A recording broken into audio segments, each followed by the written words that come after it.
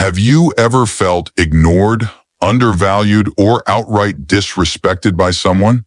It could be at work, in friendships, or even with family. You're not alone. Today, I'm going to show you 5 effective ways to handle disrespect without losing your confidence, calm, or self-worth. Stick around to learn how you can take back your power and deal with disrespect like a pro. Let's get started. Imagine this.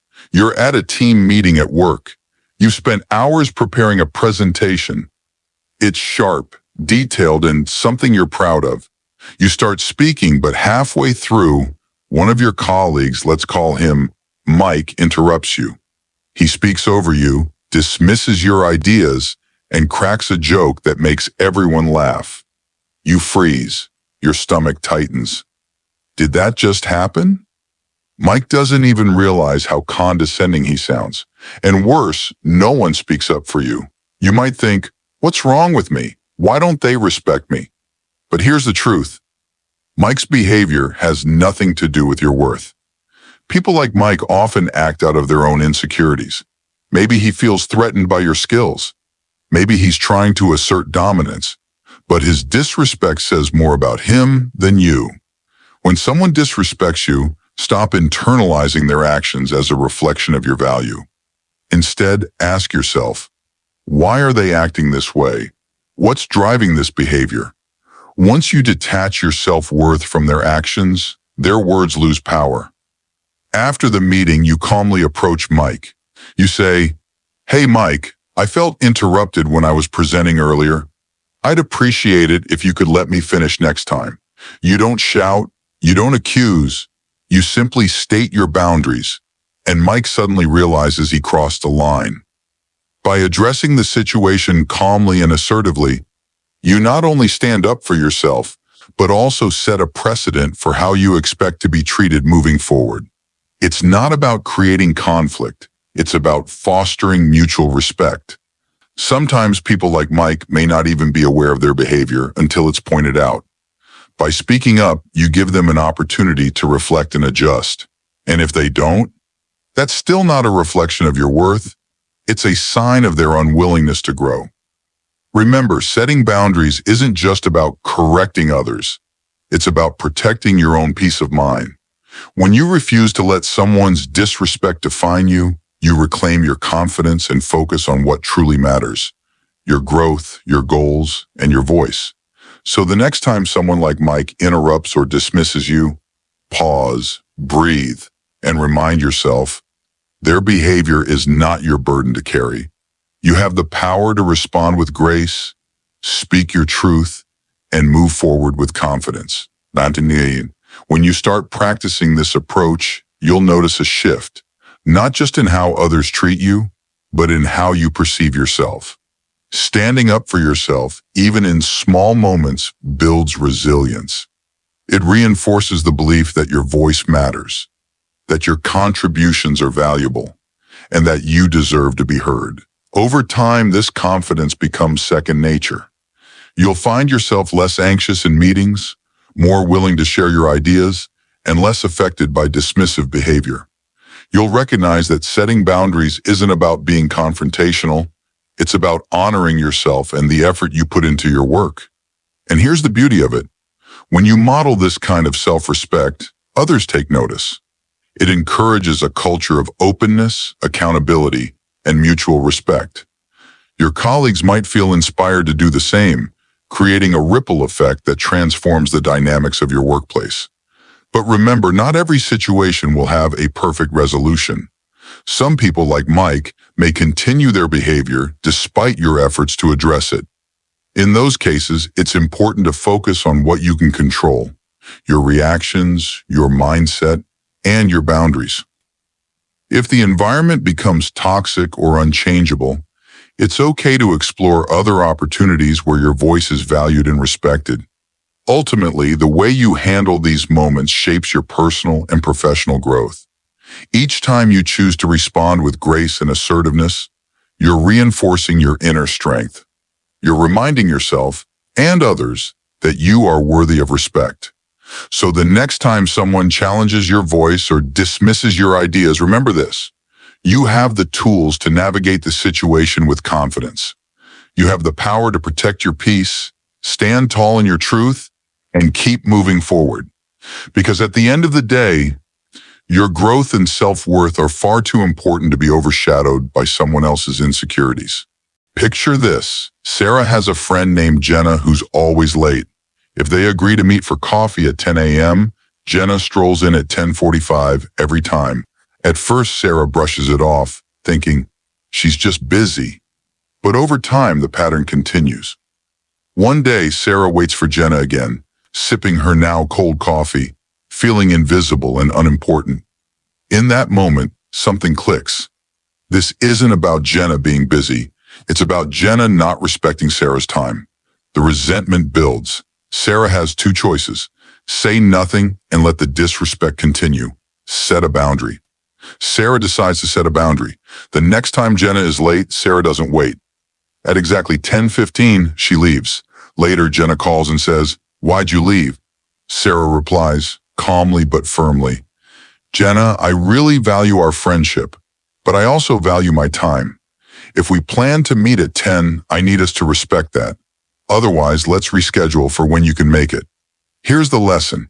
Setting boundaries is not about punishing people. It's about teaching them how to treat you. Be clear and assertive. Use I statements to express how their behavior affects you. Follow through. If they keep crossing your boundary, limit your interaction. The best part? People who respect you will adjust, just like Jenna did.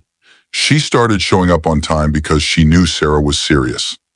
Boundaries are essential for healthy relationships. They help define what is acceptable and what isn't, ensuring mutual respect and understanding. Sarah's story with Jenna highlights a broader truth. When you set boundaries, you communicate your needs and values, encouraging others to honor them. But setting boundaries isn't always easy. It can feel uncomfortable, especially if you're worried about confrontation or damaging the relationship. However, avoiding the issue often leads to resentment, frustration, and even the eventual breakdown of the relationship. Respecting yourself enough to set boundaries is a sign of self-worth, and it ultimately strengthens connections with those who genuinely care about you. When setting boundaries, it's important to approach the conversation with empathy and clarity. For instance, Sarah didn't accuse or attack Jenna. Instead, she expressed her feelings calmly and used I statements to communicate how the situation affected her. This approach avoids placing blame and focuses on how the behavior impacts the relationship. Another key aspect of boundary setting is consistency. It's not enough to state your boundary once and hope for the best. You need to follow through with your actions, just as Sarah did when she left after Jenna was late. Consistency reinforces the message that your boundaries are serious and non-negotiable. If someone continues to disregard them, it may be necessary to reevaluate the relationship and decide whether it's worth maintaining. It's also important to remember that setting boundaries isn't selfish. It's an act of self-care. When you prioritize your own well-being, you create space for healthier, more fulfilling relationships. People who truly value you will respect your boundaries, just like Jenna eventually did. Those who don't may resist or push back, but their reaction is not your responsibility. Your responsibility is to yourself and ensuring you're treated with respect. In the end, setting boundaries is a skill that takes practice. It might feel awkward or uncomfortable at first, but with time it becomes easier, and the benefits far outweigh the discomfort. Stronger relationships, increased self-respect, and a clearer sense of what you will and won't tolerate in your life. So take a page from Sarah's book, value your time, your feelings, and yourself enough to set boundaries, and watch how the people around you respond. Let me share a story about Alex, a young manager at a small company. Alex had a colleague, Tony, who loved pushing his buttons. Whenever Alex shared an idea, Tony rolled his eyes, muttered sarcastic comments under his breath, and tried to embarrass him in front of others. One day during a team meeting, Tony crossed the line. As Alex spoke, Tony laughed and said, "Oh, here we go again." Another genius idea from Alex. The room fell silent. Alex felt his face heat up. At that moment, Alex had two options: react emotionally, yell, argue, or storm out. Respond calmly and take control. Alex paused, took a breath, and looked Tony in the eye. He said, "Tony, I'd appreciate it if you shared constructive feedback instead of comments like that. Let's focus on solving the problem together." The room shifted.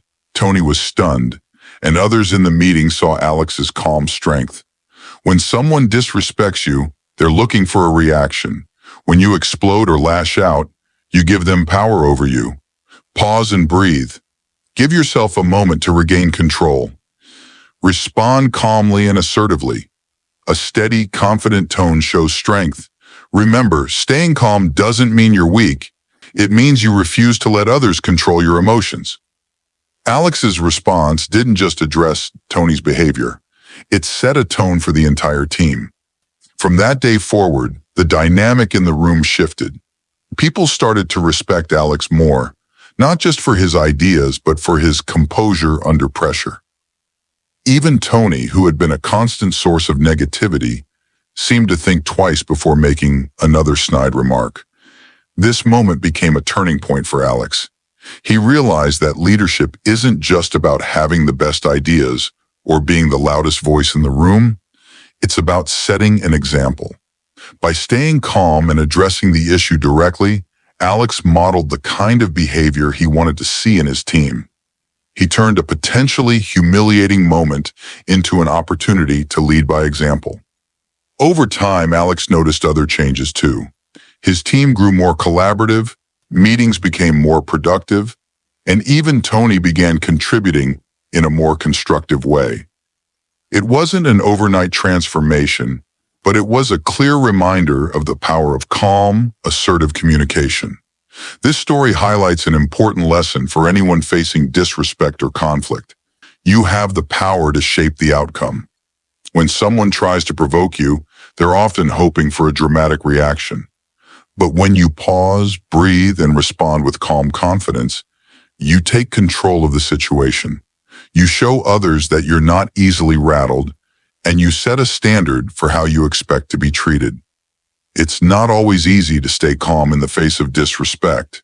It takes practice, self-awareness, and sometimes a deep breath or two. But the rewards are worth it. You gain respect, build stronger relationships, and maintain your own peace of mind. So the next time someone tries to push your buttons, remember Alex's story. Take a breath, choose your words carefully, and respond in a way that reflects your strength and self-respect. You might just inspire others to do the same. Here's a story about Emma, a teacher. One of her students, Mark, was disruptive and often made disrespectful remarks during class. "This is boring," he'd say loudly, trying to get laughs from his friends. At first, Emma ignored it, hoping it would stop, but Mark's behavior only got worse. Finally, Emma realized she had to address it assertively. One day, Mark interrupted again. Emma paused, walked to his desk, and calmly said, "Mark, I care about you learning, and your comments are distracting others. If you don't want to participate, that's your choice. But you need to respect the people who do." Her tone was firm but not angry. Mark was surprised. She hadn't yelled or embarrassed him, but her authority was clear. From that day, his disruption stopped. Being assertive means standing up for yourself with confidence, without being aggressive. Here's how. Use a steady tone of voice. Keep your message short and direct. Address the behavior, not the person. Emma's approach didn't just stop Mark's disruptions, it also set an example for the entire class. The students began to see that their teacher was someone who valued respect, not just for herself, but for everyone in the room. Over time, the atmosphere in Emma's classroom shifted.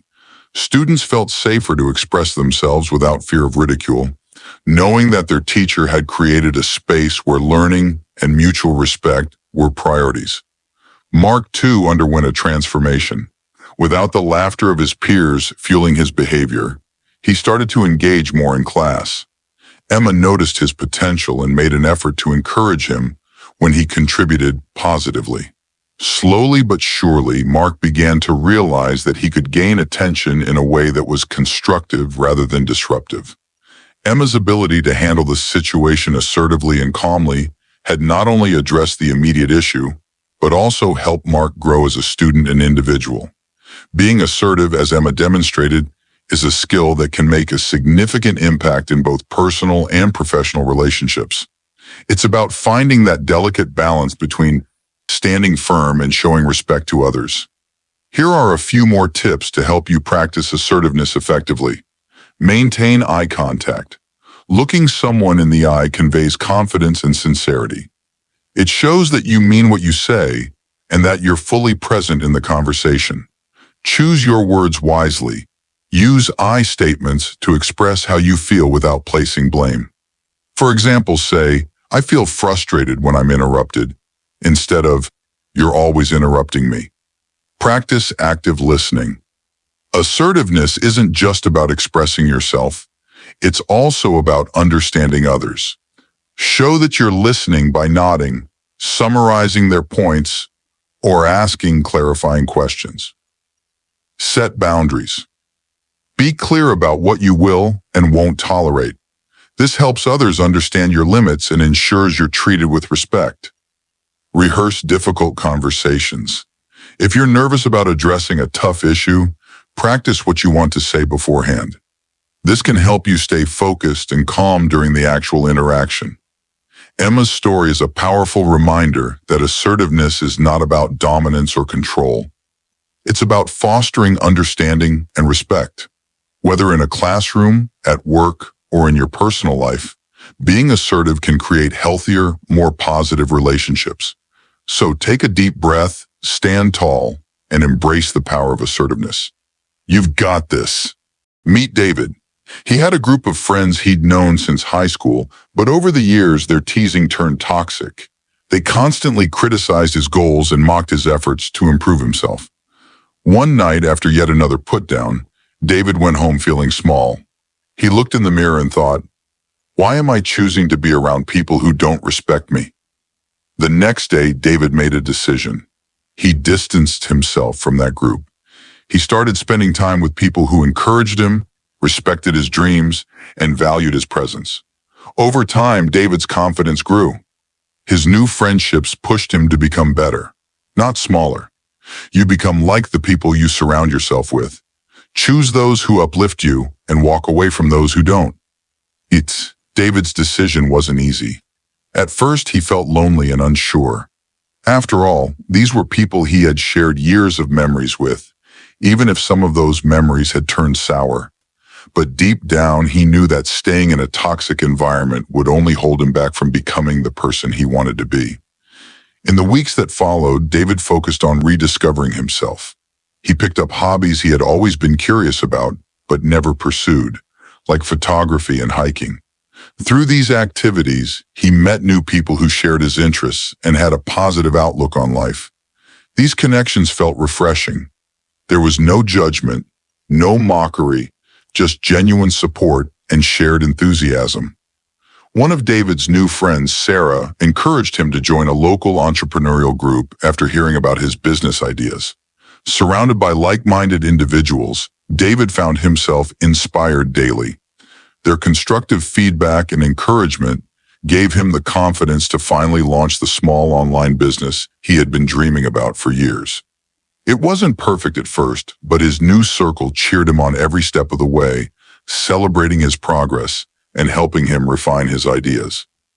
As time went on, David noticed remarkable changes in himself. He stood taller, spoke with conviction, and approached challenges with a sense of determination he had never felt before. His self-worth was no longer tied to the opinions of others, especially those who had belittled him in the past.